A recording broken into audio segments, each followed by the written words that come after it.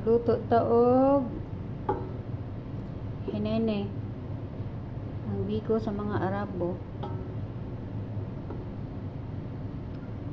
Mga tog butter, then dates, ito yung pangpalasa niya, butter and dates, at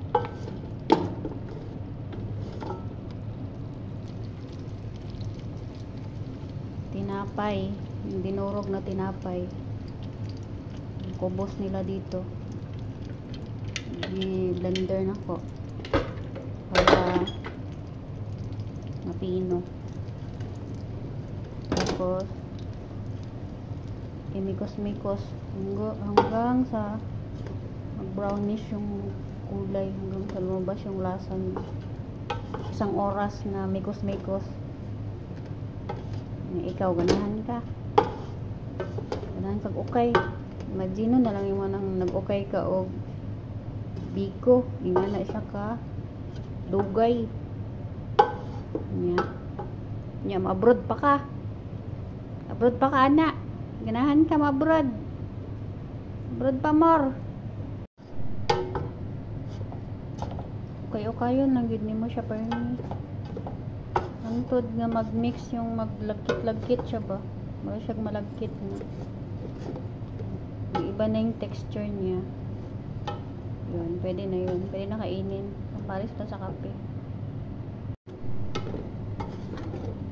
Sige, halo.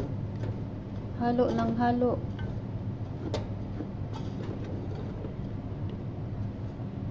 Ano yung pinakakapoy niya nga process kaya sige halo. Kaya dili ni mo makuha ang iyahang lasa pag dili ni mo ihalo og maayo. Ano na siya. Nang kapoy aning pagkaunan pero lami siya.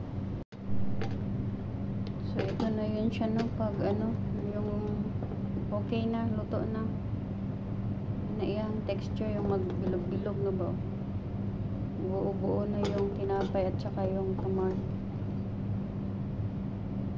Masarap to siya kainin pag mainit. Yung lasa niya, yung lasang may dates at saka pinaghalong dates at saka butter, yung lasa niya saka tinapay. Sarap siya, gustong gusto nila to sa luto ko. Very very good daw ako sa ganitong luto, kaya maraming order, nagay order ani. Mura bayag dali ra kaayo ni lutoon. Dali siya lutoon pero lisod siya kaayo ukayon lugay kay mahuman kapoy sakit sa kamot.